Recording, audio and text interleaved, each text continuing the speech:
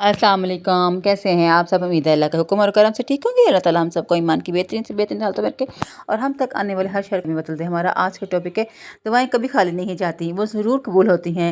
इंसान का अल्लाह रब्बुल इज़्ज़त से सबसे करीब तरीन रिश्ता ही दुआ का है। जो इंसान अल्लाह रब्बुल इज़्ज़त से ये रिश्ता कायम कर लेता है तो वो अल्लाह ताला उसकी खुशियों का ज़िम्मा खुद ले लेते हैं। फिर वो इस बंदे को उन हालात से निकाल लेता है जो बदलने वाले नहीं होते। फिर वो उस इंसान को उन मकामात पर संभाल लेता है जहाँ संभलना नामुमकिन लगता था। बस आपको यकीन रखना है कि दुआएं ज़रूर सुनी जाती हैं।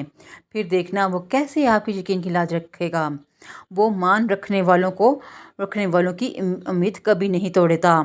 ख़ास कर इनकी जिन्हें इसके सिवा किसी का सहारा नहीं होता।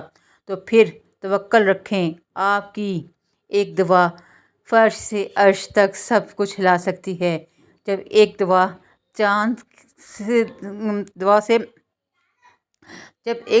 दुआ से चांद दो टुकड़ों में तकसीम हो सकता है तो फिर आपका छोटा सा काम अल्लाह रब्बुल इज़्ज़त के लिए कोई मुश्किल नहीं है। दुआ तो अल्लाह ताला ने इब्लीस की भी नहीं टाली थी। जब उसने अल्लाह ताला से कहा था, ए अल्लाह रब्बुल इज़्ज़त मुझे मोहलत दे उस दिन तक जब तेरे बंदों को तू दोबारा ज़िंदा किया जाएगा। तो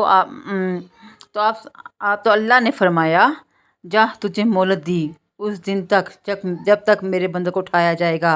जिसने इब्लीस की दुआ भी रद्द नहीं की वो रहीम फिर आपकी दुआ कैसे रद्द कर सकता है।